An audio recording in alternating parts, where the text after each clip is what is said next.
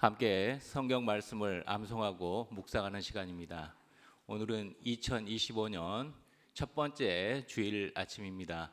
주위에 계신 형제 자매님들과 오늘도 아주 반갑게 인사 나누시기 바랍니다.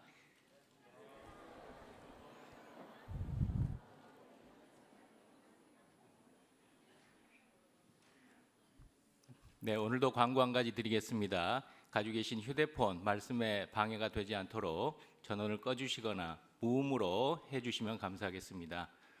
말씀 후에 다시 켜주시면 되시겠습니다. 네, 그럼 구원에 대하여 지난주 말씀 베드로전서 1장 8절로 9절 말씀 천천히 두 번 암송하시면서 묵상하도록 하시겠습니다.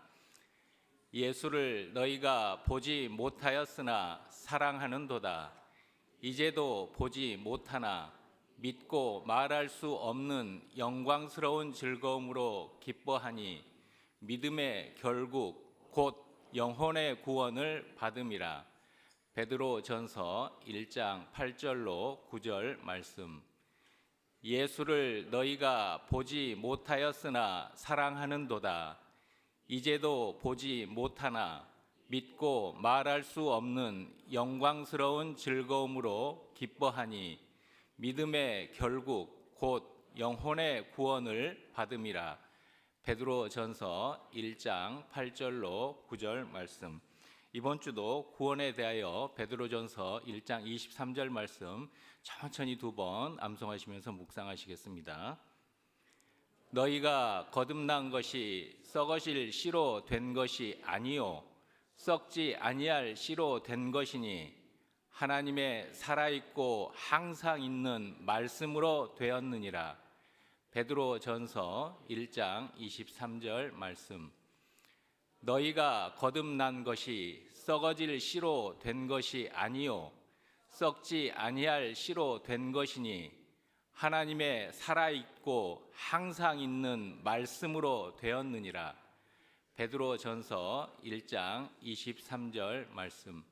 다음 주도 구원에 대하여인데 지금 인쇄가 잘못되었습니다. 디모데전서 2장 4절 말씀 천천히 두 번 보시고 읽으시면서 묵상하도록 하시겠습니다. 하나님은 모든 사람이 구원을 받으며 진리를 아는 데 이르기를 원하시느니라. 디모데전서 2장 4절 말씀. 하나님은 모든 사람이 구원을 받으며 진리를 아는 데 이르기를 원하시느니라. 디모데전서 2장 4절 말씀. 찬양대 찬송 후에 본교회 담임 목사님이신 장성은 목사님께서 말씀을 전해 주시겠습니다.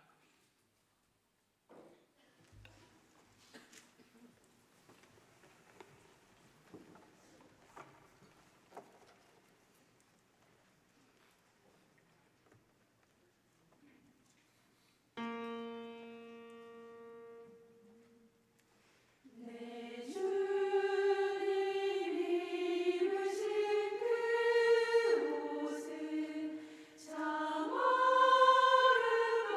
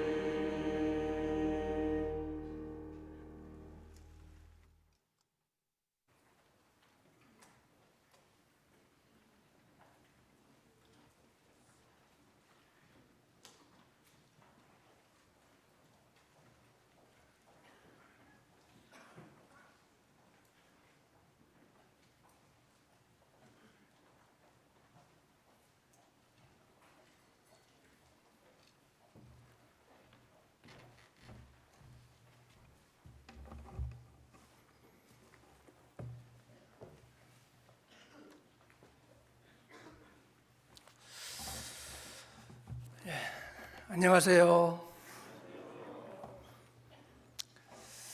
2025년 새해 첫 주일인데 무슨 인사를 드릴까 생각을 했는데 특별한 게 생각이 안 납니다.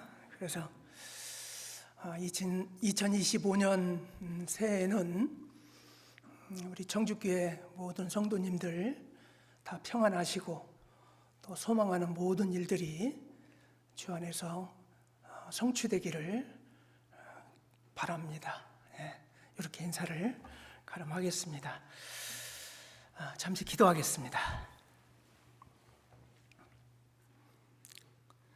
우리를 사랑하시는 거룩하시고 자비로우신 우리 아버지 하나님, 아무 소망 없이 살아가던 저희들을 주님의 십자가의 보혈의 피로 구원해 주시고 영원한 천국에 들어갈 수 있도록 주님의 자녀 삼아 주신 크신 은혜와 사랑을 인하여 감사를 드립니다.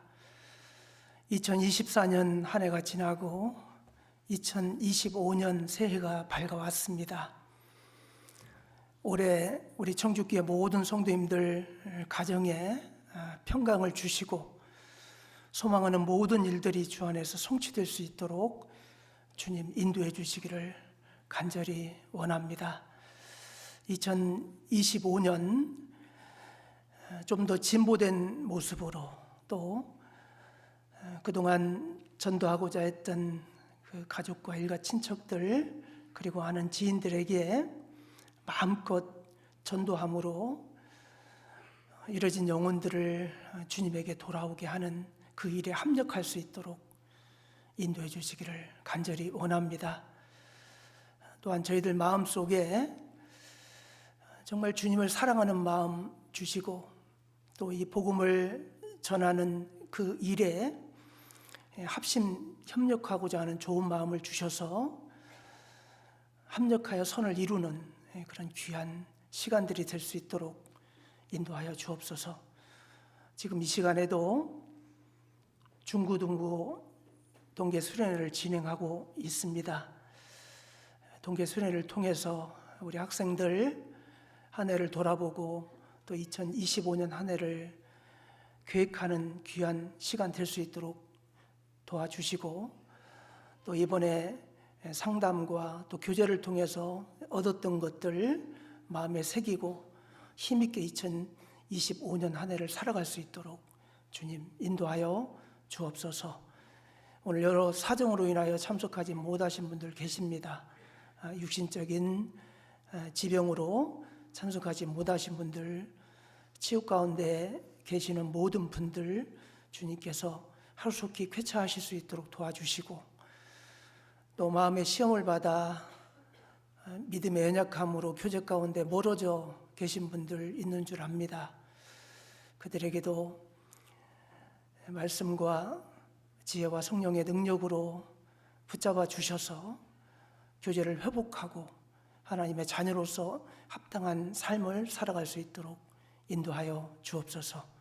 오늘 모든 말씀의 시종 주 성령님께서 인도해 주시기를 간절히 원하면서 예수님 이름으로 감사하며 기도하였습니다. 아멘. 마태복음 23장 23절 24절입니다.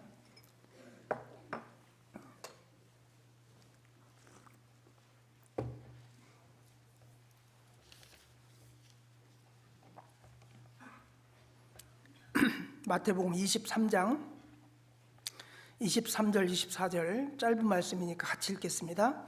화 있을진저 외식하는 서기관들과 바리새인들이여, 너희가 박하와 회향과 근처에 11조를 드리되 율법에 더 중한 바 의와 인과 신은 버렸도다. 그러나 이것도 행하고 저것도 버리지 말아야 할지니라. 24절 소경된 인도자여, 하루 사이는 걸러내고 약대는 삼키는도다. 2025년 첫 주일인데 무슨 말씀을 드릴까 생각을 하는 중에 오늘 이렇게 주제를 보면서 어렵다 이런 생각 안 들었어요? 의와 인과 신, 그러니까 이게 너무 어렵지 않을까, 이제 그런 생각을 하셨을 겁니다. 저도 이 말씀을 가지고 준비를 하면서 잘 이해갈 수 있도록 그 말씀을 잘 전할 수 있을까라는 생각이 들었습니다. 그리고 제가 또 신앙생활 하면서 이 마태복음 23장 23절 24절 말씀이 한동안 이해가 잘 안 가고 좀 뭘 이렇게 봐도 이렇게 탁 마음에 이렇게 와닿지가 않고 이제 그랬었습니다. 근데 우리가 신앙생활 하면서 정말 반드시 알아야 될 신앙의 기본이 오늘 본문 말씀 안에 있습니다. 그래서 의와 인과 신, 좀 어렵게 느껴질 수 있는데요. 의는 말 그대로 이제 옳을 의자입니다. 그래서 공의를 설명하는 것이고, 인은 어질 인자입니다. 어질 인은 사랑과 자비를 의미하는 단어라고 할 수 있고, 그 다음에 신은 믿을 신자입니다. 신뢰와 믿음인데, 우리가 신앙생활 하면서 정말 중요한 세 요소라고 생각을 합니다. 그래서 이것을 좀 준비하다 보니까 이번 주에 다 말씀드리기가 어려울 것 같아서 오늘은 의까지만 말씀을 드리고 인과 신은 다음에 말씀을 드려야 될 것 같습니다. 율법의 핵심 되는 것이 의와 인과 신입니다. 그래서 이 의와 인과 신은 한번 깊이 공부를 해볼 필요가 있습니다.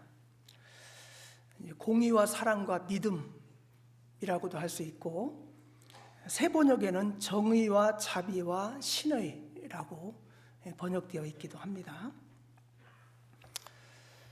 먼저 이 박하와 회양과 근체 11조라는 말이 나옵니다. 23절에 보면 화 있을진저 외식하는 서기관들과 바리새인들이여. 이 말씀은 예수님께서 서기관과 바리새인, 그러면 대표적인 유대 지도자들이라고 할 수가 있습니다. 유대 지도자들이 율법을 지킨다고 다른 사람들에게 이렇게 말을 하면서도 외식을 한다는 게 뭐죠? 외적으로는 잘 지키는 것처럼 지키는데 속에는 정작 진정으로 율법의 의미를 알고 그걸 지키지를 않고 속으로는 겉으로 외형적으로 보이는 건 철저히 율법을 지키는 것처럼 포장하고 있지만 속에서는 온갖 죄악들이 상존하고 있었다는 것을 지적하는 내용입니다. 그래서 23절에 보면 화 있을진저로 시작을 합니다. 마태복음 23장에 보면 화 있을진저 하는 말이 몇 번 나옵니다. 특히 서기관과 바리새인들에게 유대 아주 핵심적인 지도자들, 서기관은 말 그대로 율법의 박사들이죠. 성경을 집필하기도 하고 필사하기도 하고 성경을 연구하고 그걸 다른 사람들에게 가르치는 역할을 하는 서기관들과 바리새인들은 어떤 계파보다도 철저히 아주 경건하게 하나님을 믿고 율법을 지킨다고 자부하는 그런 사람들입니다. 이런 사람들에게 화 있을진저 외식하는 서기관들과 바리새인들이요. 참 놀랍죠. 가장 앞서 율법을 지키고 모범적으로 살아가는 이 사람들에게 화 있을진저 이렇게 말하고 있습니다. 너희가 박하와 회양과 근체 11조를 드리되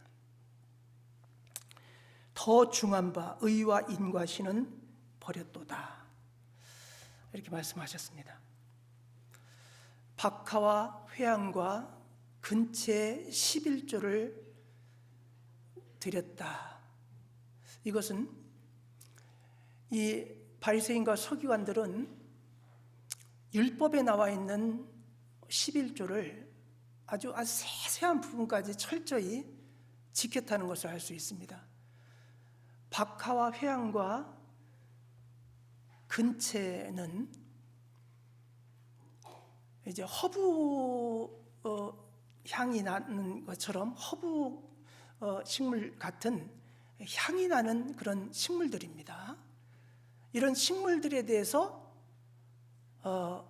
예를 들어 본인이 재배해서 뭐 판매를 했다든가 하면 그거에 대한 11조를 아주 정확하게 다 계산해 가지고 11조를 냈다. 이제 그런 말이거든요.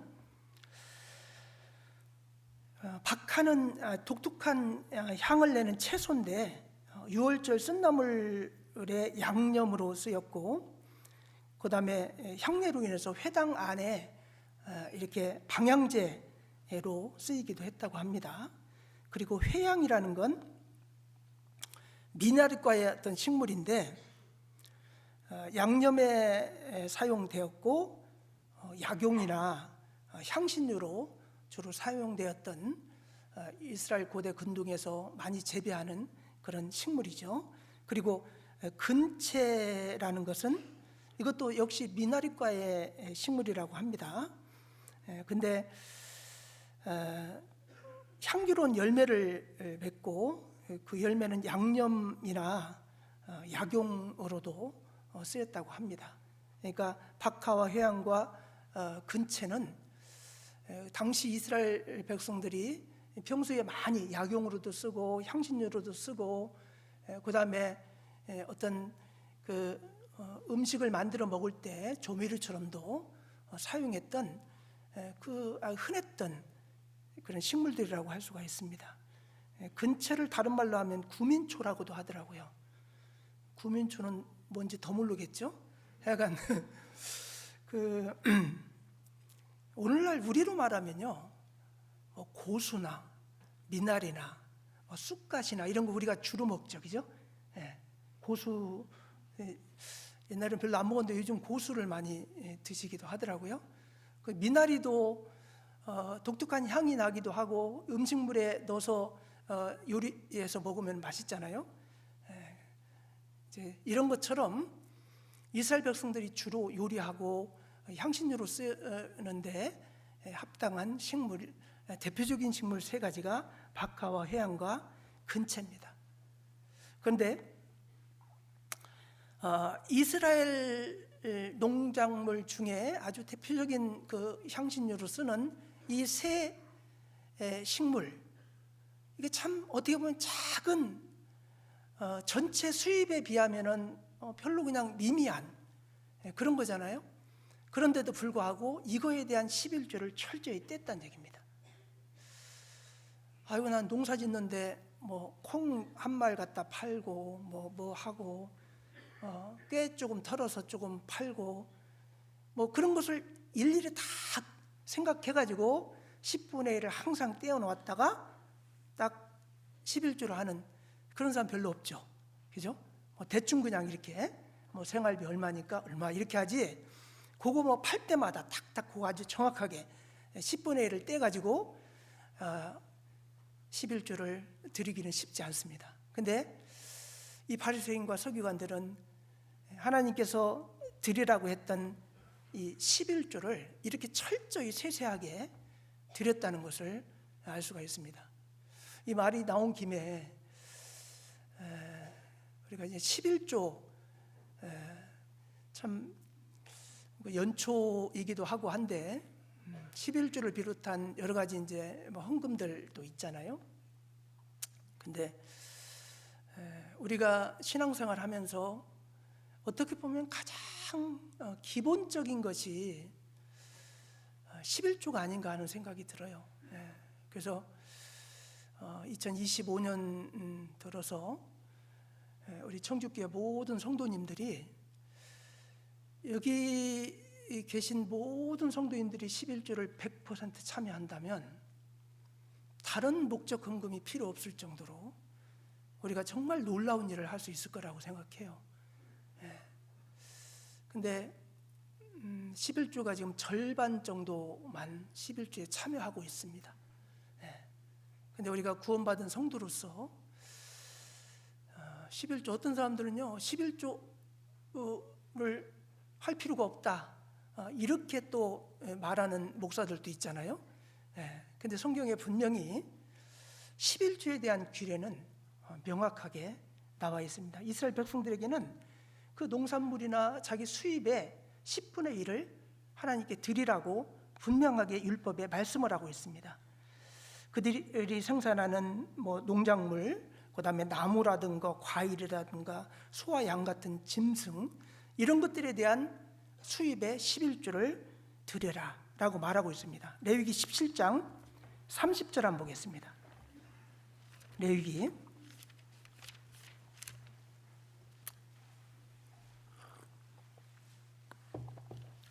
27장입니다. 죄송합니다. 27장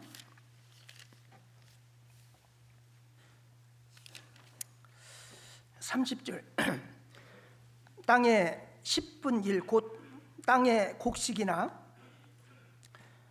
나무의 과일이나 그 10분 1은 여호와의 것이니 여호와께 성물이라. 사람이 그 10분 1을 속하려면 그것에 그 5분 1을 더할 것이요, 소나 양의 10분 1은 막대기 아래로 통과하는 것은 열매마다 여호와의 거룩한 것이 되리니. 땅의 10분의 1, 곧 땅의 곡식이나 나무의 과일이나 그 10분 1은 누구 거라고요? 여호와의 것이다. 그래서 이건 선물이다. 하나님께 드릴 거룩한 것이다. 그래서 10분의 1을 하나님께 드리라고 분명히 말하고 있습니다. 신명기 14장 22절도 보겠습니다. 신명기 14장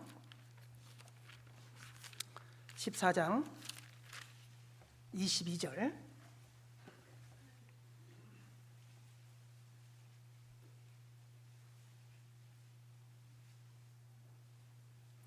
너는 마땅히 매년에 토지소산의 11조를 드릴 것이며 내 하나님 여호와 앞 곧 여호와께서 그 이름을 두시려고 택하신 곳에서 내 곡식과 포도주와 기름의 11조를 먹으며 또 내 우양에 처음 난 것을 먹고 내 하나님 여호와 경외하기를 항상 배울 것이니라. 매년 토지 소산의 11조를 드릴 것이며, 여기 11조는 레위 지파가 드리는 제2의 11조를 말합니다. 이스라엘 백성들이 드리는 11조를 레위인에게 줬습니다. 왜냐하면 레위 지파는 하나님을 섬기는 일만 아주 전적으로 성전에서 하는 사람들이라 땅을 분배해 주지 않았어요. 12지파 중에 다 땅을 분배해 줬는데 레위는 땅을 분배받지를 못했습니다. 그래서 다른 지파의 11개 지파 사람들이 드리는 11조를 레위인이 그걸 가지고 이제 성전에서 주님을 섬기는 일을 하면서 본인의 생활비로도 활용할 수 있도록 이제 그렇게 했습니다. 그래서 그러면 이제 레위인들은 11개 지파에서 드리는 11조를 가지고 또 자기의 어떤 생활비를 받을 거 아니에요? 그럼 생활비의 또 10분의 1을 또 드렸습니다. 이걸 11조의 11조라고 보통 이야기를 합니다. 그래서 여기 23절에 보면 내 하나님 여호와 앞 내 곧 여호와께서 그 이름을 두시려고 택하신 곳에서 내 곡식과 포도주와 기름의 11조를 먹으며 또 내 우양에 처음 난 것을 먹고 내 하나님 여호와 경외하기를 항상 배울 것이니라 이렇게 말했는데, 이제 레위인들은 11개 지파에서 드린 그 11조를 가지고 먹고 생활하고 그렇게 할 수 있도록 허락을 하신 겁니다. 그리고 이제 그 드려진 이 11조, 이 11조를 하나님 것이라고 했는데 드리지 않는 것에 대해서 하나님은 이렇게까지 말씀을 하셨어요. 도적질한 거다. 하나님의 것을 도적질한 거다. 참 너무 심하네 이렇게 생각할 수도 있는데요. 말라기 3장 8절 9절에 이렇게 말씀하고 있어요. 말라기 3장 8절 9절. 사람이 어찌 하나님의 것을 도둑질하겠느냐? 그러나 너희는 나의 것을 도둑질하고도 말하기를 우리가 어떻게 주의 것을 도둑질하였나이까 하도다. 이는 곧 11조와 헌물이라. 너희 곧 온 나라가 나의 것을 도둑질하였으므로 너희가 저주를 받았느니라. 11조를 드리지 않는 것을 하나님의 것을 도둑질한 거라고까지 표현을 했습니다. 이스라엘 백성들이 드리는 이 11조, 이것은 율법이 아닙니다. 11조의 시작은 아브라함이 이제 전쟁에 승리하고 돌아오면서 그 전리품의 10분의 1을 멜기세덱, 이건 뭐 예수님의 모형이라고 할 수 있죠. 멜기세덱의 이게 드림으로 말미암아 그때부터 11조가 시작됐어요. 그래서 아브라함은 지금부터 한 2000년경 그러니까 BC 2000년경이니까 4000년경 사람입니다. 그런데 구약의 율법은 지금부터 3500년 전 모세에 의해서 하나님께 받은 율법입니다. 그러니까 500년의 차이가 대략 봐도 있잖아요. 그러니까 율법이 있기 한 500년 전에 아브라함이 멜기세덱에게 수입의 그 전리품의 10분의 1을 드림으로 말미암아 시작이 된 겁니다. 야곱도 베델에서 서약을 하면서 무사히 고향집으로 돌아올 수 있게만 해주신다면 자기 모든 거의 10분의 1을 하나님께 드리겠습니다라고 서원한 적도 있습니다. 그래서 이것은 뭐 율법적으로 율법이니까 11조를 해야 된다, 뭐 그건 맞지 않습니다. 이 11조를 해야 되는 가장 중요한 이유는 뭐냐면, 나의 모든 것은 주님 것이라는 신앙 고백이 11조입니다. 사실 우리의 목숨, 우리의 몸도, 내가 갖고 있는 모든 재산도 다 하나님이 피로 사신 하나님 것입니다. 이 모든 이 우주 만물은 주인이 하나님 것입니다. 그리고 우리에게 허락하신 많은 재물, 어떤 물질 같은 건 사실은 하나님께서 허락하셔서 받은 거예요. 그러니까 10의 전체가 사실은 하나님 겁니다. 근데 전체가 하나님 것이라는 것을 인정하는 행위가 그 중에 10분의 1을 드리는 거예요. 그게 이제 신앙 고백과 같은 거예요. 그래서 하나님, 나에게 이렇게 먹고 살 수 있도록 일용할 양식도 주시고 내가 살 수 있는 집도 주시고 이 모든 환경을 하나님이 주셨는데 너무나 감사합니다. 사실 전체가 하나님 것인데 나머지 내가 9는 쓰고 1만 드리겠습니다. 이게 이제 11조인 거예요. 어떤 사람이 100만 원을 맡겼어요. 맡겼는데 내가 잠시 후에 어디 갔다 와서 100만 원 내가 맡겨 줄 테니까 나한테 돌아오면 달라고 하고 맡겼어요. 맡겼는데 돌아와서 내가 준 100만 원 달라고 했을 때 내가 왜 100만 원 줘요? 나한테 줬으니까 내 거지. 이렇게 하면 이상하잖아요, 그죠? 달라고 할 때 예, 여기 있습니다. 100만 원 여기 있습니다 하고 딱 주면요 어떻게 할까요? 아이고 너무 감사합니다. 내 돈 100만 원 잘 이렇게 맡아 주셔서 고맙습니다. 10분의 1 줄 테니까 사례비로 감사함으로 줄 테니까 10분의 1 받으세요. 뭐 이렇게 한다면 어때? 안 줘도 되는데 그래도 그동안 보관해 놓은 거 감사해가지고 10분의 1 준다면 100만 원은 당연히 주인에게 돌려줘야 되는 거고, 그 중에 정말 10분의 1이라도 줘도 감사하죠. 근데 너무 감사한 건 뭐냐면 10분의 9를 우리에게 주고 10분의 1만 나에게, 모든 게 내 거니까 100만 원을 맡겼는데 90만 원은 네가 쓰고 나한테 100만 원만 10만 원만 주라. 이제 그거잖아요. 그거 못 주겠어요. 그잖아요. 10분의 9를 달라고 해도 다 줄 판인데, 그잖아요. 주인이 달라고 하는데. 근데 그걸 이제 인색해서 못 준다는 것은 말이 되지 않습니다. 그리고 이 11조가 이제 어느 곳에 쓰여지는가를 생각하면 우리가 11조에 참여하지 않을 수가 없어요. 이스라엘 백성들에게 11조를 내라고 한 이유가 있어요. 이제 아까도 얘기했듯이 레위인들에게는 땅을 분배해 주지 않았기 때문에 하나님을 섬기는 일만 오로지 할 수 있도록 했기 때문에 그들에게 이 나머지 10개 지파가 도와주지 않으면 이제 먹고 살 수가 없잖아요.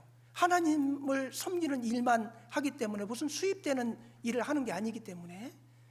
그래서 만약에 11개 지파에서 우리는 10분의 1 못 드리겠습니다. 그러면 하나님을 섬기는 일을 하는 레위인들은 굶어 죽어야 되고 하나님을 섬기는 일을 할 수가 없잖아요. 그러니까 아주 전무해서 하나님 섬기는 일만 성전에서 하는 레위인들을 위해서 이제 11조를 낼 수밖에 없는 상황이죠. 그리고 이제 우리 교회 안에서도 이제 전무자들이 있잖아요. 그리고 이제 뭐 해외 선교나 이런 거 할 때 교회 차원에서 우리가 감당해야 될 그런 것들이 있습니다. 그래서 우리가 열심히 일해가지고 정말 이 말씀을 전하고 복음을 전하고 또 교회 일에만 전무하는 또 전무자들에 대해서 생활비도 줘야 되고, 그렇기 때문에 이 11조가 없이는 그게 이제 어렵죠. 그렇잖아요. 그래서 이스라엘 백성들이 내는 11조는요, 그 기업을 받지 않은 레위인들에게 성막에서 봉사하고 생계를 유지할 수 있도록 그들에게 이제 이 11조를 주었습니다. 그리고 이제 3년마다 드리는 11조는 그것은 구제 헌금으로 썼습니다. 이 구제의 11조가 있습니다. 자, 신명기 14장 28절이 있습니다. 신명기 14장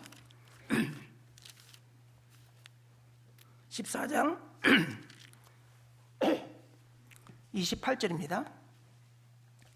내 3년 끝에 그 해 소산의 10분 1을 다 내어 내 성읍에 저축하여 너희 중에 분깃이나 기업이 없는 레위인과 내 성중에 우거하는 객과 및 고아와 과부들로 와서 먹고 배부르게 하라. 그리하면 내 하나님 여호와께서 너희 손으로 하는 범사에 내게 복을 주시리라. 고아와 과부 같은 그런 어려운 사람들 있잖아요. 이런 구제하는 일에도 이 3년 끝에 드리는 그 11조는 이 구제 헌금으로 썼습니다. 우리 교회에서도 11조의 일부를 계속 띄어서 구제 헌금으로 쌓아놓고 있습니다. 그래서 이제 명절이라든가 또 갑작스럽게 우리 성도님들을 도와줄 일이 있을 때 그 떼어놓은 11조를 가지고 구제하는데 사용을 우리가 하고 있습니다. 요 율법에 맞춰서 이스라엘 백성들이 했듯이 우리가 그대로 사용하고 있습니다. 그리고 이제 성전을 이제 다 짓고 난 이후에 이제 성전을 수리하고 계속 관리를 해야 될 거 아니에요? 그러는 일에 이 11조를 사용했습니다. 출애굽기 36장이라든가 역대하 35장이라든가 에스라서 같은 데 보면은 성전을 재건하고 성전을 수리하고 하는 일에 11조를 사용했다고 말하고 있습니다. 오늘날에도 우리 교회 이 건축하고 난 이후에 계속 수리할 것이 있고, 또 우리가 뭐 방송 장비부터 시작해서 모든 것들이 뭐 몇 년 쓰다 보면 이제 또 새로 교체할 주기가 오고, 그런 것들은 누가 뭐 돈을 갑자기 줘서 되는 게 아니잖아요. 우리가 드려지는 그 11조 가지고 우리가 이렇게 신앙생활하고 말씀을 배우고 함께하는 이 공간을 만들고 예배당을 우리가 또 계속 유지하고 좋은 환경을 또 이렇게 유지하는 그런 일에 그 11조가 아주 요긴하게 쓰이고 있어요. 그래서 사실 저는 어떤 헌금보다도 11조는 정말 공평한 헌금이 아닌가 싶어요. 왜냐하면 많이 버는 사람은 많이 내거든요. 적게 버는 사람은 적게 내면 돼요. 하나님이 자기에게 주신 수입의 10분의 1을 계산해 가지고 이렇게 하나님께 드리는 거라, 다른 거는 예를 들어서 뭐 무슨 헌금하자, 동일하게 10,000원 내자 그러면 수입이 많은 사람은 10,000원 별것도 아니에요. 근데 정말 어려운 사람은 10,000원도 좀 부담 가는 돈이 될 수도 있잖아요. 그러니까 동일하게 10,000원 내자 그러면은 이제 어려운 사람은 조금 부담스러울 수도 있잖아요. 근데 이제 10,000원 버는 사람은 1,000원 내면 되고, 10만 원 버는 사람은 10,000원 내면 되고, 100만 원 버는 사람은 10만 원 내면 되고, 1억 버는 사람은 1,000만 원 내면 돼요. 1억 버는 사람 1,000만 원 내기 참 아깝겠죠. 근데 보세요, 9천만 원 자기 거예요. 하나님 9천만 원 자기가 쓰라고 준 거예요. 1,000만 원이 아까워요? 아니잖아요. 수입이 많을수록 더 감사함으로 정확하게 이 11조 생활을 해야 됩니다. 여러분, 존 데이비드 록펠러라는 사람, 미국에서 가장 부자 가문으로 여러분 잘 아실 거예요. 석유를 처음으로 이 개발해서 석유 재벌로도 알려진 록펠러, 어마어마한 돈을 벌었죠. 그런데 록펠러는 상당히 신실한 크리스찬이었습니다. 11조를 아주 철저히 1.5달러의 첫 수입을 거뒀을 때부터 정확하게 11조를 내기 시작해서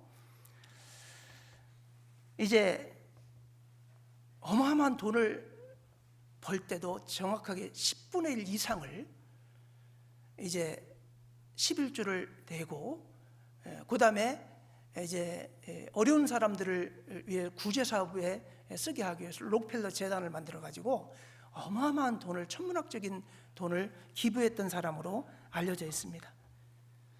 근데 그가 한 말이 있어요. 내가 처음으로 벌었던 수입의 11조를 드리지 않았다면, 1.5달러죠. 처음으로 얻었던 수입의 1.5달러, 그 수입의 11조를 드리지 않았다면 나는 100만 달러를 번 후에 11조를 드릴 수 없었을 것이다. 그렇습니다. 여러분, 조금이라도 수입이 있다면 그거에 대한 11조를 생각해서 주님께 드리잖아요. 그러면은 11조 드린 거에 몇 배를 하나님은 돌려주셔요. 흔들어 넘치도록 축복해 주신다고 말씀을 하고 있습니다. 그냥 우리가 11조 뭐 돈 내라 이렇게 말하는 게 아니에요. 더 축복받고 복받을 수 있는 기회를 여러분들에게 말씀을 드리는 겁니다. 하나님께 드리는 물질은 아까운 게 아니에요. 하나님은 반드시 그거의 몇 배를 갚아주신다고 분명히 말씀을 하셨거든요. 말라기 3장 한번 보실래요? 말라기 3장. 11조를 내지 않는 것은 도적이라고도 말을 했지만, 이제 반대로 3장 10절부터 한번 보세요. 만군의 여호와가 이르노라, 너희의 온전한 11조를 창고에 들여 나의 집에 양식이 있게 하고, 그것으로 나를 시험하여 내가 하늘문을 열고 너희에게 복을 쌓을 곳이 없도록 붙지 아니하나 보라. 만군의 여호와가 이르노라, 내가 너희를 위하여 황충을 금하여 너희 토지 소산을 멸하지 않게 하며 너희 밭의 포도나무의 과실을 기한전에 떨어지지 않게 하리니 너희 땅이 아름다워짐으로 열방이 너희를 복되다 하리라. 만군의 여호와의 말이니라. 11주를 잘 드리잖아요. 그러면은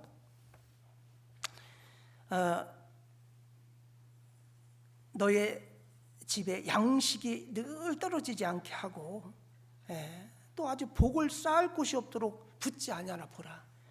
그러면서 주로 그 당시는 이제 농사를 짓고 농산물의 수입을 드리고 그랬잖아요. 그러다 보니까 황충이 와가지고 완전 농작물을 엉망으로 만들 수도 있잖아요. 근데 황충이 오지 않도록 막아주고 토지 소산물이 많이 생길 수 있도록 밭에 포도나무나 과실 기한전에 떨어지지 않도록 아주 풍성한 열매를 거둘 수 있도록. 그렇지 않으면 황충이 와서 완전 농작물을 망쳐버리고 기한전에 다 떨어져가지고 농작물을 수입할 수 없는 상황이 될 수도 있는데 그것을 막아주겠다는 거잖아요. 그러니까 당장 드리는 그 11조는 이렇게 눈으로 보기에 아이고 이게 드리니까 나머지 이제 10분의 9를 가지고 사용하려니까 좀 아까운 생각이 들 수도 있어요. 근데 그것 10분의 1을 드림으로 말미암아 10분의 9에 해당하는 것보다 훨씬 더 많은 수입을 또 얻을 수 있다면 그건 믿지는 장사 아니잖아요. 그죠? 하나님께 드려지는 것들은 하나님이 반드시 그걸 주목하시고 기억하고 계셔요. 정말 신실한 사람은 어때요? 신실하고 정말 믿을 만한 사람은 그 사람에게 뭘 베풀면 반드시 본인에게요 은혜를 갚습니다. 하나님은 정말 정확하신 분이에요. 그런데 은혜를 갚되 한 배만 갚는 게 아니에요. 몇 배, 몇십 배 우리에게 영광과 상급으로, 그리고 육신적인 어떤 축복도 하나님 주시는 분이에요. 그래서 작은 물질을 우리는 드렸는데 하나님은 어마어마한 축복을 우리에게 주실 수 있는 그런 분입니다. 그래서 이 11조 같은 것은 우리가 이제 연초에 꼭 좀 한번 작정하고 참여를 했으면 좋겠어요. 이번에 이제 회계 프로그램도 새로운 프로그램을 사가지고 이번에 싹 바꿨어요. 그리고 이제 전 교인들 뒤에다가 이렇게 이제 헌금 봉투를 마련해 놨는데요. 많이 하라는 얘기가 아닙니다. 자기 형편에 맞게끔 작은 물질도 하나님은요 그 형편에 맞게끔 하는 헌금을 귀히 여겨요. 그리고 저 같은 경우는 이제 연초가 되면요 구역 회비, 봉사의 회비, 그다음에 이제 자매님들은 조회비도 있고 뭐 그렇잖아요. 저는 1년치를 다 냅니다. 왜냐하면 중간중간에 까먹고 안 내는 경우가 있어가지고 그냥 한 번에 다 내버려요. 항상 그래요. 그래서 우리 자매 거, 우리 이제 아이 것까지 이제 한 번에 다 그냥 정리합니다. 그럼 이제 1년 동안 잊어먹고 있어도 이제 그 회비 내는 부담은 없잖아요. 그죠?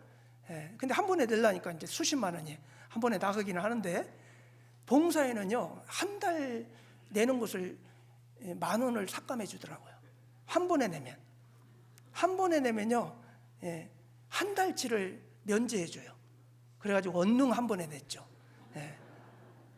그래서 자 우리가 이제 뭐 모임에 뭐 회별로 뭐 은장이면 은장에, 봉사에는 봉사에, 어머니 이렇게 모임에서 또 필요한 회비들이 있잖아요.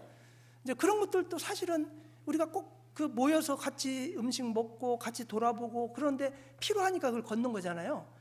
그러면 그런 것들은 이렇게 아주 쫙하게 이렇게 내는 게 좋아요. 내면요 하나님이 복 주시는 거예요. 그리고 특히 우리 해외 선교, 정말 우리 교회에서 항상 기쁨을 주는 게 뭐예요? 우리 국내만 생각하면 갑갑해요. 전도가 진짜 힘들잖아요 요새.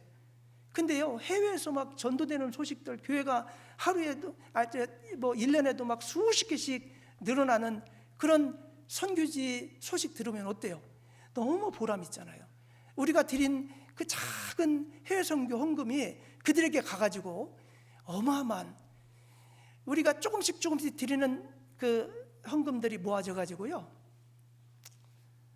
이 목사님도 그 주일 말씀하시면서 그런 말씀하셨는데, 이번에 보니까요. 이번 동계 때 말씀하셨구나.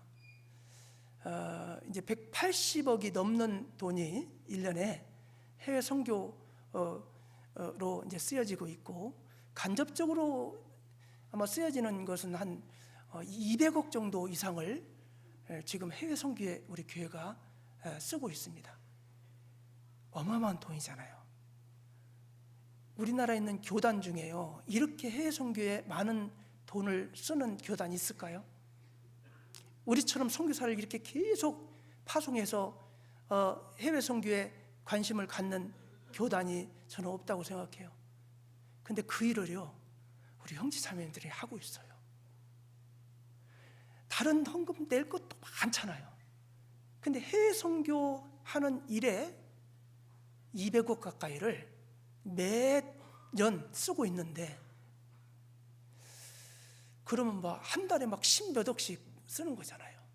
근데 그걸 형제 자매님들이 감당하고 있다니까요. 그 얼마나 대단해요. 자, 그런 일에 우리가 빠지면 되겠어요? 빠지면 손해죠. 우리 교회에서도요, 지금 한 달에 1,200만 원씩 해외 선교 헌금을 올리고 있습니다. 근데 이번에 200만 원이 더 늘어나서 1,400만 원을 우리 교회에서 매달 올려야 돼요. 근데 우리 교회에서 형제 자매님들이 한 달에 해외 선교 헌금으로 하는 돈이요, 한 700만 원 정도밖에 안 나와요. 근데 교회에서는 1,400만 원을 올려야 돼요. 나머지 부족한 거는 다른 데 11조나 다른 데서 들어오는 수입 가지고요 메꿔가고 있어요. 여러분 창피하지 않습니까? 그거 1,400만 원, 우리가 지금 수가 몇 명인데 1,400만 원을 못 만들어 가지고 다른 헌금에서, 그러니까 막 11조나 다른 헌금에서 다 이렇게 하다 보니까 다른 곳에 쓸 것을 또 이게 땡겨 쓰니까요, 이제 부족한 거예요. 그래서 특히 해외 선교 헌금 좀 관심을 가지고요, 최소 1,400만 원 이상 좀 나올 수 있도록 했으면 좋겠어요. 뭐 금액을 많이 하라는 얘기 아닙니다. 1,000원도 좋고 5,000원도 좋고 10,000원도 좋고, 저는 이제 4만 원 정도 하고 있는데, 여러분 매달 정말 뭐 몇천 원, 뭐 10,000원, 그게 뭐 조금만 이렇게 뭐 밥 한 끼 전략하면 10,000원 정도는 헌금할 수 있잖아요. 근데 그 헌금이 지금 세계 선교에 어마어마한 그 큰 역할을 하고 있는 거예요. 저 어려운 동남아시아나 아프리카나 이런 데는 우리가 이 선교 헌금을 보내지 않으면요, 어떻게 선교를 할 수 없는 환경이 있습니다. 그래서 우리 한국에서 선교 헌금을 끊어버리면요, 이제 전도도 끊겨버립니다. 그래서 그런 것들 좀 생각을 하면서, 연초니까 연초부터 괜히 돈 얘기해서 참 죄송하긴 한데, 사실은 저는 연초에 이제 그런 것들을 작정할 기회거든요. 그렇잖아요? 뭐 2월 3월 가서 그때 작정하기는 어렵잖아요. 그러니까 그런 것들도 한번 기도하는 가운데 내가 그동안 참여하지 못했다고 해도 이렇게 좀 참여할 수 있는 기회. 그리고 우리가 이제 건축 헌금도 작년에 작정을 했는데요, 우리가 예상했던 것보다 좀 많이 나오질 않았어요. 그래서 그런 것들도 적은 금액이라도 내가 참여하겠다 싶으면 이렇게 같이 참여해도 돼요. 지금 이제 작정은 이미 끝났지만, 그렇게 해가지고 우리 형제 자매님들이 어려운 형편임에도 불구하고요, 그렇게 다 참여해서 헌금하시는 형제 자매님들이 계셔가지고 우리가 해외 선교도 하고 우리 교회도 이렇게 아름답게 잘 유지할 수 있고, 형제 자매를 돌아보는, 우리 교회처럼 막 전국을 다니면서 형제 자매들 전도하는 일을 도와주는 그런 교회가 많지 않아요. 근데 뭐 얼마나 많이 다니는지, 막 차가요, 막 1년에 막 얼마나 많이 다니는지 몰라요. 이번에도 막 그 중고등부 한다고 맨날 왔다 갔다 그냥 차비만, 그 기름값만 해도 어마어마할 거예요. 근데 그런 것들을요, 형제 자매들이 헌금하는 것으로 다 감당하고 있어요. 근데 아무것도 안 하고 헌금 한 푼 안 하고 1년 내내 봉투가 하나도 한 번도 기록되지 않은 그런 봉투가 있다면 그건 아니잖아요. 그래서 이제 이 헌금은요, 정말 자원하는 마음, 본인이 정말 하고자 하는 마음이 있을 때 하는 게 올라요. 마음이 없는데 억지로 하는 것은 하나님 받지 않습니다. 하나님이 천지만물이 하나님 것인데 뭐가 부족해서 억지로 하기 싫어서 하는 그런 헌금을 하기를 원하겠어요? 그렇지 않습니다. 정말 모든 것이 주님 것이니까 하나님 나에게 이렇게 먹고 살고 생활할 수 있는 이런 환경, 좋은 환경 주신 거 감사합니다 하면서요, 기쁜 마음으로 드리는 거, 그것을 하나님은 받으실 거라고 생각을 합니다. 그래서 정말 기쁜 마음으로 헌금에 좀 이렇게 참여를 했으면 좋겠다. 이제 11조가 나와가지고 갑자기 이제 조금 물질과 관련된 말씀을 드렸고요. 그런데 서기관과 바리새인들은요, 이 농작물 그 세세한 그런 농작물의 수익까지 계산해가지고 11조는 잘 드렸는데 정말 11조보다 더 중요한 게 있어요. 의와 인과 신입니다. 11조보다도 본질적으로 율법의 어떤 본질적인 의와 인과 신은 외형적으로 11조는 어때요? 11조는 박하와 해안과 근처의 11조는요, 이게 어떻게 보면 이렇게 보여지는 거예요. 그런데 의와 인과 신은요, 사람과 사람 사이에, 하나님과 사람 사이에 생활하면서 지켜야 될 정말 중요한 율법이고 규례거든요. 근데 그런 것들은 이제 제대로 하지 않는 거예요. 겉으로 보이는 그런 것들은 잘 하는데, 그래서 박하와 회양과 근처의 11조는요, 의와 인과 신에 비하면 하루살이라고 표현했어요. 자, 오늘 본 말씀 마태복음 23장 24절 보셔요.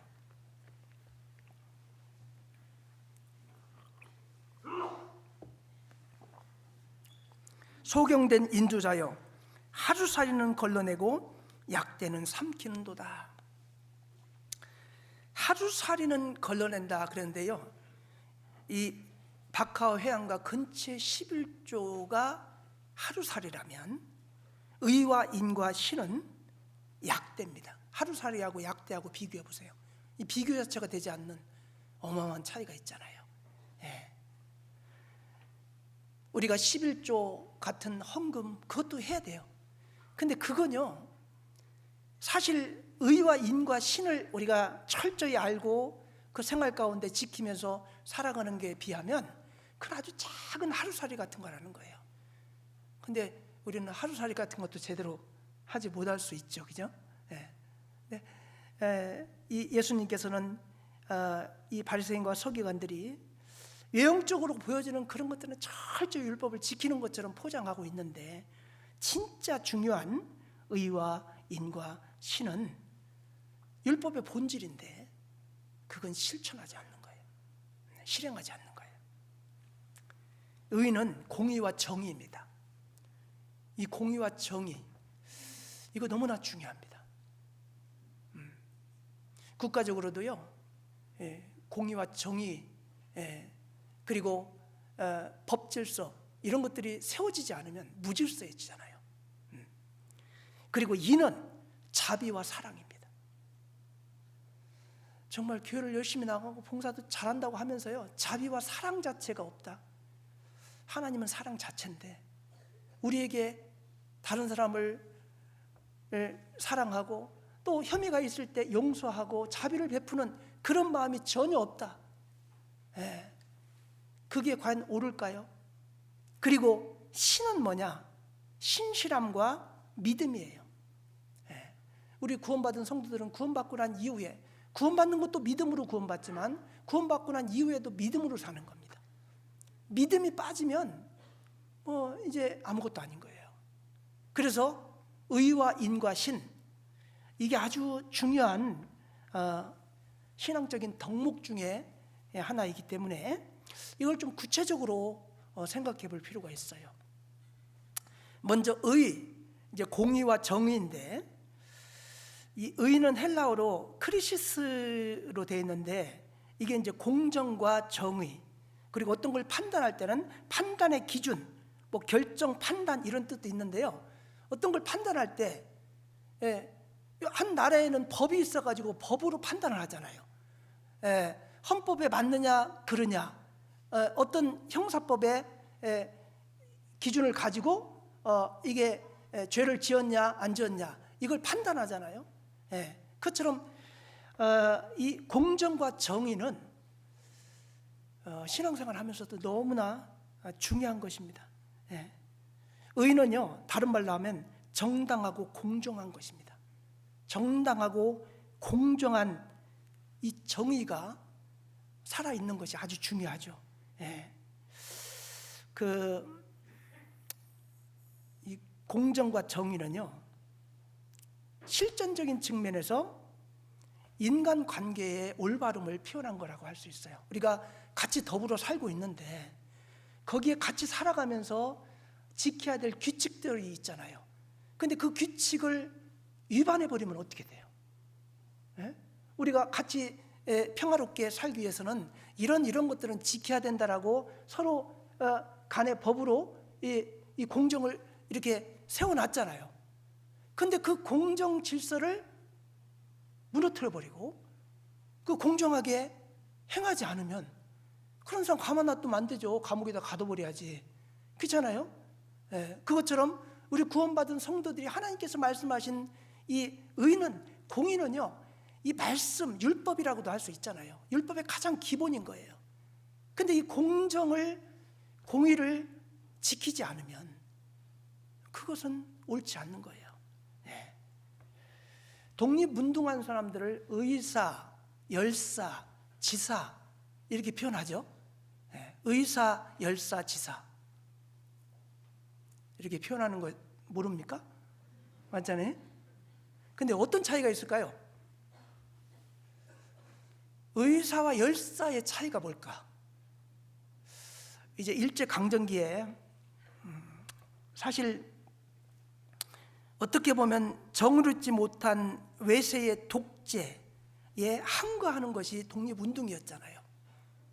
우리가 평화롭게 살고 있는데 갑자기 외세가 들어와가지고 무력으로 우리나라를 진압하고 자기 나라처럼 이제 우리나라 사람들의 것을 다 약탈해가고 억압하고, 그리고 우리가 사는 법을 무시하고 자기들 마음대로 우리를 지배하려고 하고, 이게 이제 공정이 깨진 거잖아요. 질서가 깨진 거잖아요. 그래 이거에 항거하는 것이 독립운동인 거예요. 그렇잖아요? 그 항거했죠. 항거한 사람들을 이제 크게 뭐 그냥 세 부류로 나누면 의사, 열사, 지사입니다. 의사는 뭐냐면 병 고쳐주는 의사가 아니고 이제 일제에 항거하면서 독립운동을 한 사람 중에요, 무기를 사용한 사람을 의사라고 합니다. 그 대표적인 의사는 누구요? 안중근 의사. 안중근 의사는 총으로 이토 히로부미를 저격해가지고 죽인 사람이죠. 그 무기를 사용했잖아요. 무기를 사용해서 독립운동을 했던 사람들은 의사라고 합니다. 그리고 이제 열사는 반대로 무기를 사용하지 않고 맨몸으로 항거한 사람들. 대표적인 사람이 유관순 열사입니다. 유관순 누나는 지금 한참 할머니인데 계속 누나라고 하죠. 유관순 누나는 열사에 해당합니다. 그리고 이제 지사는 뭐냐면요, 지식과 사상이라는 뜻인데요, 지식인들이 이제 말 그대로 이제 계몽 운동을 통해서 사람들을 이렇게 교육하고 막 그러면서 일제의 어떤 지금 침략이 잘못됐다는 걸 사람들에게 계몽 운동을 한 사람들 있죠. 그런 사람들을 지사라고 하는 겁니다. 근데 이제 특히 안중근 의사 같은 경우 이토 히로부미를 이제 처단을 했는데 법정에서요, 자신의 행동이 조국과 정의를 위한 것이었음을 아주 당당하게 주장을 했습니다. 그렇습니다. 우리가 잘 편하게 살고 있는데 갑자기 쳐들어와 가지고 우리나라를 지배하고 그렇게 약탈해가고 그러는데 내가 이토 히로부미를 죽인 것은 이건 정의를 세우는 일이고 합당한 일이다. 그렇게 주장을 했습니다. 맞잖아요. 그죠? 정의가 무너지니까 그걸 세우기 위해서요, 바로잡기 위해서 그렇게 했다. 그렇게 말을 하는 겁니다. 그래서 세상 우리가 살아가는 삶 가운데도 법과 도덕이라는 게 있어요. 사회 규범이 있어서 그걸 이제 지켜가는 것이 옳은 행위이고 그것이 합당하죠. 그래서 이제 우리가 살아가는 삶 가운데 질서를 지키기 위해서 평안하게 살기 위해서 정해놓은 그런 정의, 이 법질서 가운데 우리가 이제 살아가야 되는데 이 공정과 정의, 법질서가 준수되지 않고 무너지면 이제 사회에 혼란이 이제 오게 되는 겁니다. 근데 세상 사람들도 이런 세상 서로 살아가기 위해서 어떤 그런 기준을 정해놓고 그거에 맞춰서 살잖아요. 그것처럼 하나님의 자녀들도 하나님의 법 질서 가운데 살아가야 되는 겁니다. 근데 하나님의 자녀라고 하면서 하나님이 정해주신 법 질서를 무시하고 살아간다면 그거는 의를 행하는 삶이 아니라고 할 수가 있는 겁니다. 자, 세상 기준과 하나님의 기준은 다른 것이 많아요. 그래서 공의가 세워지지 않은 사람들 보면요, 교회 안에서 신앙생활 하는데요, 자기 세상적인 판단 기준을 가지고 모든 그 신앙생활을 해버려요. 그럼 어떻게 될까요? 세상에서는 그게 옳을 나요. 근데 하나님 말씀에는 어긋나는 경우가 많이 있습니다. 그래서 이제 우리 구원받은 성도들은 세상 법도 잘 지켜야 됩니다. 세상 질서를 무시하면 안 됩니다. 지금 막 우리 기독교 단체 뭐 이상한 목사들 같은 경우는 이 정치에 개입하고 막 그래가지고 지금 무리를 일으키고 있잖아요. 우리는 사실 그렇게 막 정치에 개입하거나 무리를 일으켜서는 안 됩니다. 국가가 잘 되기를 항상 기도해야 되고 우리가 평화롭게 나라가 안정돼야 우리가 세계 복음을 전하는 데도 도움이 돼요. 우리나라 국격이 올라가야 우리가 세계 어느 나라 가서 복음을 전해도 그 나라 참 공정과 정의가 살아있는 나라, 선진국, 잘 사는 나라. K자가 붙으면 다 환호하고 좋아한다잖아요. K-팝, K 뭐 푸드, 뭐 K 콘텐츠 다 세계 사람들이 막 열광하고 좋아하잖아요. 그러니까 우리나라가 평화롭게 잘 안정되게 그리고 경제적으로 부강하게 잘 살 때 우리도 이제 복음을 전하는 일에 도움이 되고 그러는 겁니다. 그래서 국가와 민족을 위해서도 우리가 참 기도할 필요는 있어요. 왜냐하면 우리가 복음을 전하는 데 도움이 되고 또 나라가 평화로워야 우리가 신앙생활 하는 데 도움이 되는 거니까. 그런데 이 세상 법과 하나님의 기준이 다른 것들이 많아요. 욥기 21장 16절에 보면 악인의 계획은 나와 판이 아니라, 여기가 뭐 악인이라는 게 막 악한 행위를 하는 사람뿐만 아니라 하나님 믿지 않는 사람들을 의미하기도 하거든요. 이 세상과 하나님의 법이요 판이한 경우가 많이 있습니다.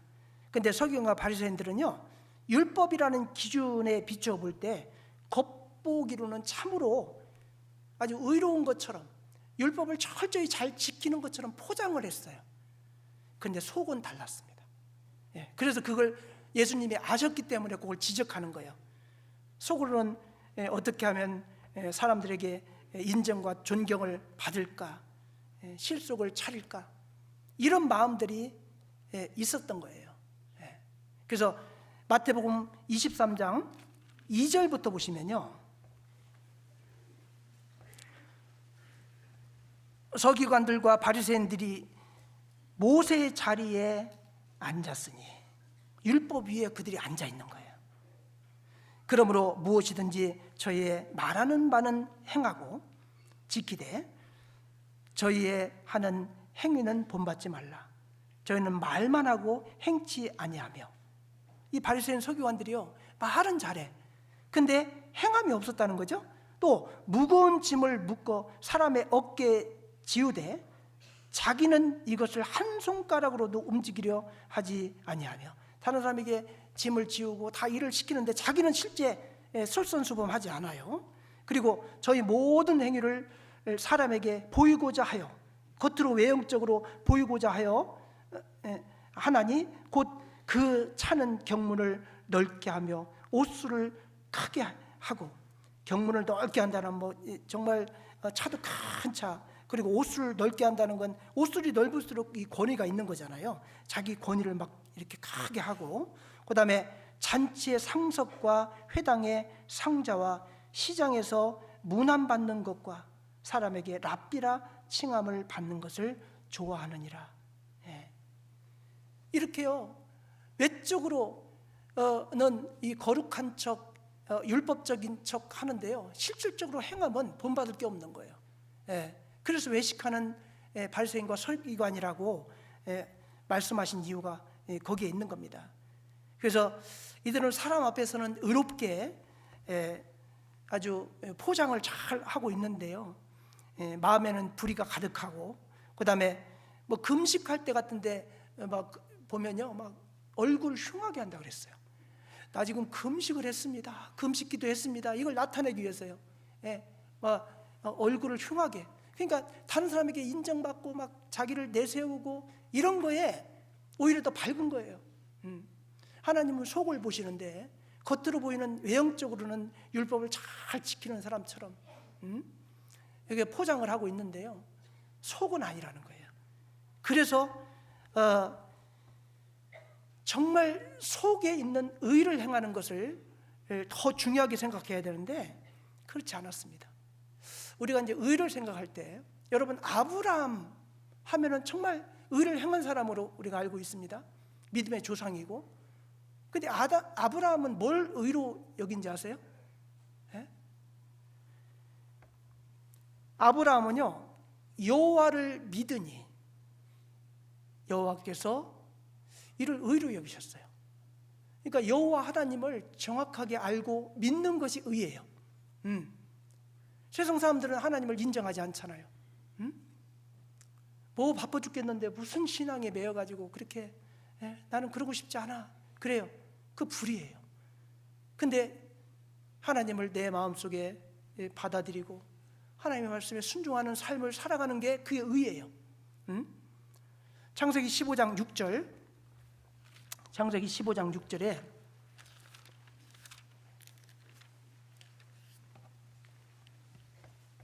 같이 읽겠습니다. 아브라함이 여호와를 믿으니 여호와께서 이를 그의 의로 여기시고, 아브라함이 여호와를 믿은 것을 의로 여기셨다 그랬어요. 이게 의를 행하는 일이에요. 여러분은 하나님을 나의 구주로 받아들였잖아요. 의로운 행위를 한 겁니다. 그리고 노아는 세상 사람들이 다 타락해서 하나님 말씀을 믿지 않고 무시하고 할 때 의를 전파했어요. 의를 전파했어요. 그래서 노아가 의인이라고 말했죠. 의인이요 당세의 완전한 자라. 그 이후에 나오는 말씀이 뭐예요? 그가 하나님과 동행하였으며. 여러분, 하나님과 우리가 주님 앞에 갈 때까지 동행하는 삶은 의를 행하는 삶이에요. 어렵지 않습니다. 그냥 의가 뭐요? 이러면 어려운데요, 우리가 하나님과 동행하는 삶을 사는 거 있죠. 그게 의인의 삶인 거예요. 의를 행하는 겁니다. 창세기 6장 9절 이렇게 나오잖아요. 노아의 사적은 이러하니라. 노아는 의인이요 당세의 완전한 자라. 그가 하나님과 동행하였으며. 이 하나님과 동행하였기 때문에 노아를 의인이라. 여기는 도덕적인 의인이라는 말이 아니에요. 노아도 사람이기 때문에 도덕적으로 완벽한 의인이 될 수가 없죠. 우리가 구원을 받았어요. 주님을 나의 구주로 받아들였는데도 불구하고 어때요? 우리 육신 가운데는 아직도 죄가 있죠. 그렇잖아요. 도덕적으로 100% 의인으로 우리가 바뀌질 않잖아요. 노아도 마찬가지예요. 도덕적인 의인이라는 말이 아니에요. 하나님과 동행했기 때문에 노아를 의인이라고 한 거예요. 그 당시 다 하나님을 배반하고 하나님 믿는 것을 거절하고 하나님 말씀을 귀등으로도 안 듣고 믿지 않았던 시기에 노아는 하나님 말씀을 철저히 믿고 또 그들에게 믿지 않는 사람들에게 가서 의를 전파했어요. 틈틈이 그 노아 방주 만들면서 틈틈이 내려가서 마을 사람들에게 의를 전파했어요. 이게 의로운 삶이에요. 요셉은요, 용서와 섬김을 통해서 의를 나타낸 장본인입니다. 참 요셉의 생애는 기구하잖아요. 요셉이 우리가 참 본받을 것 많지만 그 생애는요 정말 너무나 기구하다는 생각이 들어요. 그것도 형들, 이복 형이지만 형들의 미움을 사가지고요 죽이려고, 구덩이에 넣어서 죽이려고 했다가요 미디안 장사꾼에게 팔아 넘겨버리잖아요. 노예로 팔아 넘겨버려요. 애굽에 가가지고 형들에게 팔려서 그 애굽에 와서요 그 어린 나이에 그 이제 보디발이라는 장수의 집에 가가지고 노예로, 종으로 한번 생각을 해봐요. 얼마나 기구해요. 근데 끝까지 하나님을 신뢰하고 하나님께 기도하고 하나님께 매달렸어요. 그때 위기 때마다 하나님이 지혜를 주시고 능력을 주시고 그래서 그걸 극복하게 하고 결국에 총리 대신의 위치까지 올라가게 하잖아요. 보디발의 아내가 막 나하고 같이 좀 이렇게 하자고 꼬실 때도요 요셉은 넘어가지 않았어요. 그게 의를 행하는 행위입니다. 그리고 술 맡은 관원장, 떡 맡은 관원장이 보디발의 그 감옥에 갇혔을 때도요 그 꿈을 해몽해주고 좋은 일을 했잖아요. 그리고 이제 꿈을 해몽해주고 약속을 한 것을 지키지 않아서 1년 넘게 억울했지만 결국에 하나님이 이제 그 요셉을 옥에서 이제 나올 수 있도록 허락하시고 바로 왕이 꿈을 해몽해 줌으로 말미암아 이제 총리 대신의 위치까지 올라가고 그래서 이제 어떻게 보면 그 위기를 잘 극복을 했는데 그 과정 가운데 끝까지 하나님을 의지하고 하나님께 기도하고 신실하게 믿음을 지켰어요. 그리고 나서요 이제 흉년이 들었을 때 그 자기를 팔아넘긴 형들이 농작물을 사러 오잖아요. 얼마나 육신적으로 미웠겠어요. 그죠? 그 고생한 거 생각하면요 저 형들 때문에 자기가 고생을 한 거잖아요. 근데 어때요? 잘 만났다, 내가 이제 원수 갚아야 되겠다 그랬습니까? 아니에요. 생각을 해봤어요. 이 흉년에서 우리 가족들을 구원해내라고 나를 앞서 애굽에 보냈구나. 이 마음이 보통 마음이 아니죠. 그렇잖아요. 그렇게 엄청난 고생을 그 형들 때문에 했는데도 불구하고 하나님의 뜻은 나를 앞서 여기 보내가지고 우리 가족들을 흉년에서 건지기 위해서 보냈다라는 것을 생각을 하고요 그 형들의 그 행위를요 다 용서해줘요. 그게 의를 행하는 거예요. 우리가 어떤 신앙생활 하면서도 사회생활 하면서도 참 미운 사람, 원수 같은 사람이 있을 수 있어요. 근데 우리가 구원받고 나서요 그런 사람을 용서하는 것은 의를 행하는 행위예요. 나는 절대 용서 못해. 그건요 세상 사람과 다를 바가 뭐 어디 있어요. 좀 억울해도 하나님께서 그들을 용서해 줌으로 말미암아 그들에게 복음 전할 수 있는 기회가 될 수도 있고 또 다시 둘도 없는 좋은 사이가 될 수도 있는 거잖아요. 그러니까 우리가 혐의가 있는 사람들에게 정말 조건 없이 용서해 주고 그러는 것도요 이 의를 행하는 행위라고 할 수가 있습니다. 요셉은 정말 억울했지만 모든 것을 용서해 줬어요. 형들을 다 용서하고요 받아줬잖아요.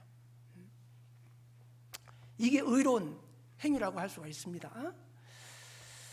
하나님 앞에서 의를 행하는 사람은요 상황이나 형편에 상관없이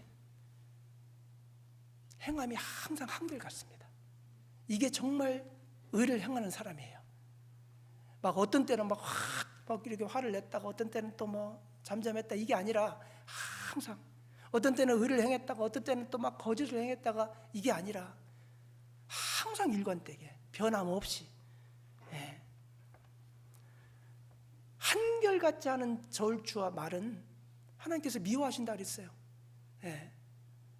저울추를 막 계속 바꾸고 막, 예? 뭐 조금 자기 보기에 좀 어수룩한 사람 오면은 막 완전 저울 속여가지고 하고, 그거 하나님 미워하신다 그랬어요. 우리는요 항상 한결같아야 돼. 어떤 사람에게건 어떤 환경 가운데건 어려울 때는 어려울 때대로, 좋을 때는 좋을 때대로 항상 한결같이, 그게 의를 행하는 거예요.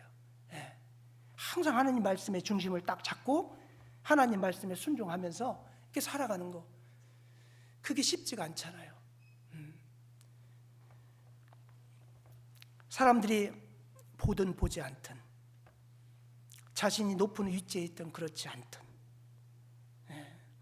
자신에게 유익이 되든 해가 되든, 말씀에 비추어 옳은 것을 지키고 좋아하는 것, 이게 의를 행하는 행위입니다. 이렇게 말하니까 의가 뭔지 쉽게 이해가 가잖아요. 항상 사람이, 아니면 하나님을 의식하고 신전의식을 가지고 사람들의 눈을 더 의식하는 것보다는 하나님의 눈을 더 의식하고 살면 나중에 인정받아요. 우선 당장은 오해를 살 수가 있지만, 내가 하나님 앞에 떳떳하다, 사람에게는 조금 오해를 받을지 몰라도 하나님 앞에 내가 떳떳하다, 마음적으로나 모든 것에 떳떳하다, 그러면요 언젠가는 하나님이 그걸 드러나게 하십니다. 오해를 받았던 것도 풀어주십니다. 나에게 이득이 있건 손해가 있건, 어떤 사람은 자기 이득 있는 것은 그렇게 막 하면서 별로 이득도 없고 손해일 것 같다 그러면 그 관심 없어. 그러면 안 돼요. 자기에게 어떤 상황이 오건 하나님 말씀에 옳다고 생각하는 것은 그걸 지키는 거예요. 그게 의를 행하는 겁니다. 우리 청주교회 형제 자매님들 어떤 삶을 살고 계십니까? 정말 하나님 앞에서 하나님을 의식하며 살아가는 삶을 삽니까? 아니면 사람을 의식하는 삶을 살아가고 계십니까? 이 바리새인 서기관들은요 위선적으로 살았어요. 사람들 앞에서 인정받고 사람들 앞에서 칭찬받고 이런 것은 뭐 아주 좋아하면서 속으로는 거짓을 행하고 그런 행위를 했습니다. 그러니까 예수님이 지적을 한 거예요. 하나님만 바라보고 말씀에 합당하게 살아가는 삶, 이것이 의를 행하는 삶이라는 거예요. 공의를 무시하면요 말씀에 순종하는 삶을 살 수가 없어요. 뭐 이방 결혼을 한다든가, 신앙생활 잘했는데요 갑자기 이방 결혼해버려. 그리고 떠나가 버려. 이건요 공의가 서지 않으니까 그래요. 하나님의 말씀에 비춰봤을 때 이방 결혼 하지 말라고, 그게 맞잖아요. 근데 그거 깨져버려. 그래갖고 자기 생각대로 그냥 좋아하는 남자, 좋아하는 여자 생겼다고 해가지고 구원도 안 받은 사람하고 그냥 결혼해버려요. 적당히. 외모로 사람을 판단하고, 겉으로 보기에 부자같이 보이는 사람한테는 잘해주고, 가난하게 보이는 사람에게는 무시하고, 그것도 의를 행하는 삶이 아니라고 할 수가 있죠. 거짓말 적당히 하고 죄에 대해서 무감각한 삶, 그건 옳지 않죠. 자, 신명기 16장 19절입니다. 신명기 16장 19절.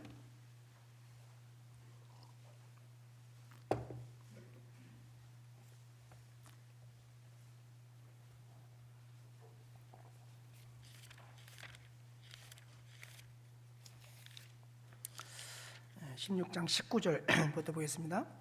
너는 굽게 판단하지 말며 사람을 외모로 보지 말며 또 뇌물을 받지 말라. 뇌물은 지혜자의 눈을 어둡게 하고 의인의 말을 굽게 하느니라. 너는 마땅히 공의만 쫓으라. 그리하면 내가 살겠고 내 하나님 여호와께서 내게 주시는 땅을 얻으리라. 예. 여기 보면 재판할 때 그 재판을 굽게 하지 마라. 예. 자기하고 친분 관계가 있다고, 뇌물을 받았다고, 예. 법에 맞지 않는, 정말 그 법을 아는 사람들이요, 법을 지 맘대로 해석하더라고. 뭐 이 사람 말 들으면 이게 맞는 것 같고, 저 사람 말 들으면 저게 맞는 것 같고, 이게 옳지 않잖아요, 그죠? 분명히 그래서 이제 할 수 없이 이제 재판관을 두는 거예요. 예. 법원에 재판관 있고 또 헌법에 재판관도 따로 있고 그잖아요. 그것만 연구한 학자들이 판단 내리게끔. 왜냐하면 자기 그 뜻에 맞는 대로 해석을 해버리니까, 예, 막 옳다고 주장하잖아요. 근데 누가 봐도 어디가 옳은지 명확한 것도 막 고집을 부려. 그러니까 법을 아는 사람들이 더 법을 어기는 경우가 많이 있잖아요. 그래갖고 자기한테 가까운 사람, 뇌물 준 사람한테는 유리하게 판결 내리고, 그게 옳지 않잖아요. 그 공의가 이게 무너진 거예요. 예, 그게 옳지 않은 거죠. 그리고 외모로 보지 말고, 예? 외모로 보면 안 돼요. 사람을 외모로 판단하고. 뇌물을 받지 말라. 뇌물은 지혜자의 눈을 어둡게 하고 의인의 말을 굽게 하느니라. 일단 뇌물 받으면 이제 마음이 움직이게 돼 있어요. 그러니까 뇌물을 주나 봐. 그잖아요. 받고 나서 좀 이게 안 하기가 좀 어렵잖아요. 그러니까 처음부터 안 받아야 돼. 예? 너는 마땅히 공의만 쫓으라 그랬어요. 공의만 쫓으라. 여러분, 정말 하나님의 말씀에 합당한 삶. 예루살렘에요, 공의를 행하며 진리를 구하는 자 한 사람이 없어서 망한 거 아시죠? 예? 공의를 구하며 진리를 구하는 사람 하나가 없었어요. 그래서 예루살렘이 망했습니다. 예. 요즘도 가면 갈수록요, 공의가 무너지고 있는 거예요. 예. 성경은 사람들에게 믿음을 요구하죠. 그리고 믿음을 가진 사람은요, 의와 사랑을 삶 가운데 실천하고 삽니다. 예. 다윗은요, 하나님의 기본적인 속성 공의와 사랑을 정확하게 알았으므로 삶에서도 공의와 사랑을 적용하고 실천했던 그런 사람입니다. 시편 101편 2절을 보시면요, 시편 101편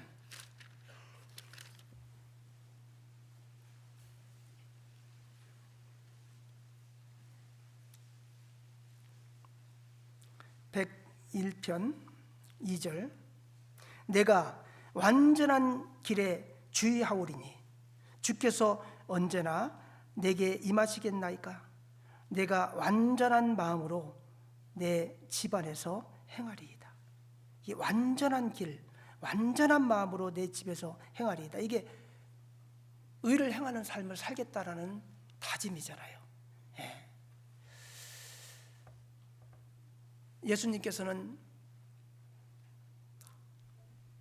우리를 구원하셨고 우리가 공의를 행하는 삶을 살기를 원합니다. 예. 완전한 길, 공의와 사랑이 있는 길을 가기를 원합니다. 근데 보세요, 공의를 무시한 사랑은요, 인정으로 흘러요. 공의를 무시하고 사랑만 갖고 있잖아요. 그럼 인정적으로 모든 걸 대해요. 근데 사랑을 무시한 공의는 뭐냐? 무자비해져요. 그래서 이게 두 개가 공존하고 있어야 되는 거예요. 너무 공의만 내세워도 안 되고 너무 사랑만 내세워도 안 돼요. 예. 이게 두 개가 양립하고 있거든요. 그래서 이 두 가지가 조화를 잘 이루어야 되는데, 공의를 무시한 사랑, 예? 공의를 무시한 사랑은 인정에 치우쳐요. 인정에 치우쳐가지고 공의를 무시하잖아요. 그러면 하나님의 뜻을 무시하고요, 인정적으로만 대합니다. 그러면 공의가 완전 무너질 수 있죠. 그렇잖아요. 아담이 그렇잖아요. 아담이 먹지 말라고 분명히 한 것이 하나님의 법이에요. 그거 먹으면 안 돼요. 근데 부인이 먹고 하와가 먹고 주니까 먹잖아요. 예. 이건요 인정에 치우친 거예요. 예수님은 인정에 치우치지 않았죠. 그리고 사랑을 무시한 공의는 뭘까요? 무자비해져요. 무자비해집니다. 사랑에 바탕하지 않은 지식은요 위험해집니다. 여러분 십자군 전쟁 같은 거 보세요. 십자군 전쟁은 뭐예요? 유럽에 있는 카톨릭 세력이 예루살렘을 탈환하자 그래가지고요 원정 전쟁을 일으킨 거잖아요. 그 가운데요 이슬람 사람들 무자비하게 죽였습니다. 그게 하나님 뜻일까요? 예루살렘 성지를 되찾는 거 당연히 중요한 일이라고 할 수 있죠. 그렇지만 무자비하게요 이슬람 사람들 다 죽여버렸거든요. 이게 사랑을 무시한 공의만 살아있으면 이렇게 될 수 있어요. 그래서 공의와 사랑이 같이 있어야 됩니다. 고린도전서 8장 1절. 고린도전서 8장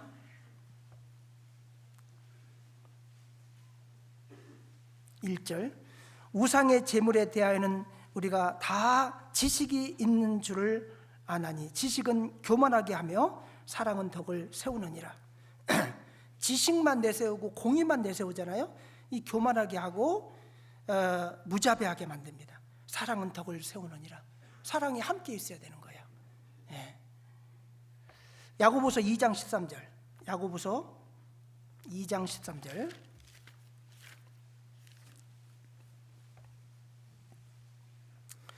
긍휼을 행하지 아니하는 자에게는 긍휼 없는 심판이 있으리라. 긍휼은 심판을 이기고 자랑하느니라. 긍휼이 뭐예요? 불쌍히 여기는 거잖아요. 불쌍히 여기는 마음 없이 공의만 딱 하잖아요. 그러면요 무자비하게 돼요. 그래서 긍휼을 행하지 아니하는 자에게는 긍휼 없는 심판이 있다고 그랬어요. 긍휼은 심판을 이기고 자랑하느니라. 우리가 불쌍히 여기는 마음 있어야 되는 거예요. 공의가 살아있긴 살아있어야 되는데요 사랑의 마음이 같이 공존하고 있어야 됩니다. 너무 율법적인 것, 의만 강조하다 보면 무자비한 사람이 될 수가 있습니다.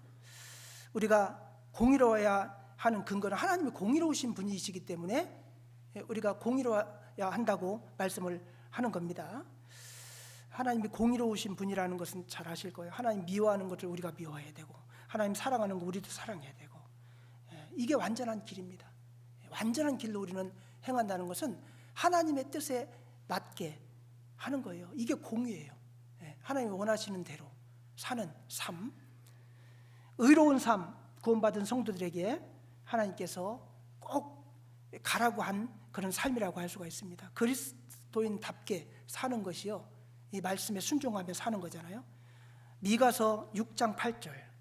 미가서 구약성경 미가서 6장 8절에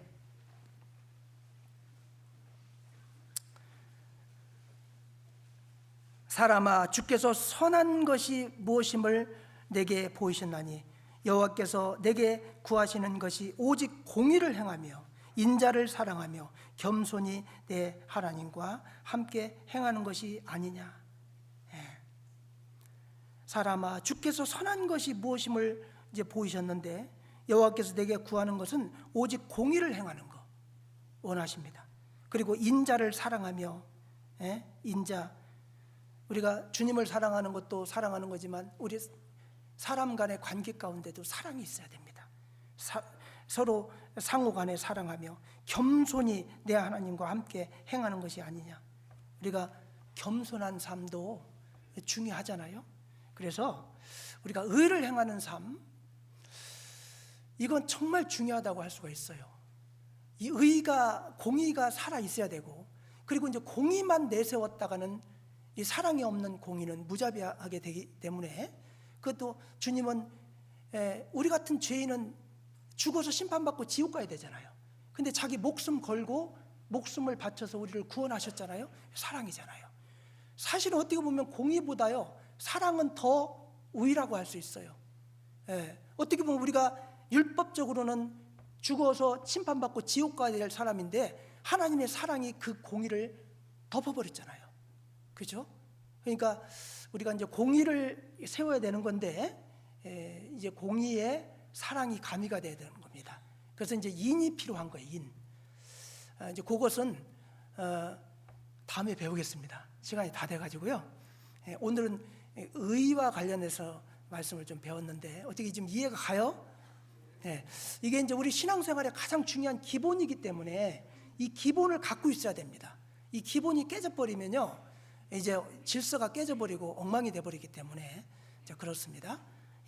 오늘 여기까지 말씀드리고 기도하겠습니다. 은혜와 사랑이 풍성하신 자비로우신 우리 아버지 하나님 감사합니다. 오늘 이 말씀을 통해서 의와 인과 신 중에 의에 대해서 깊이 생각해 보았습니다. 하나님의 공의가 우리 삶에 녹아져서 하나님의 말씀에 철저히 순종하고 세상과 타협하기보다는 하나님의 뜻에 합당한 삶을 살아갈 수 있도록 인도해 주시기를 원합니다. 주님을 나의 구주로 받아들이고 또 주님의 말씀에 철저히 순종하는 삶, 이것이 의를 세우는 삶인 줄 압니다. 그리고 나에게 혐의가 있는 자에게 용서하고 또 함께 더불어 살아가는 삶, 이것이 의라고 말씀을 하셨습니다. 우리 삶 가운데 이 공의를 행하는 그런 삶을 살아갈 수 있도록 인도해 주시기를 원합니다. 예수님 이름으로 감사하며 기도하였습니다. 아멘. 찬송가 404장 하고 오늘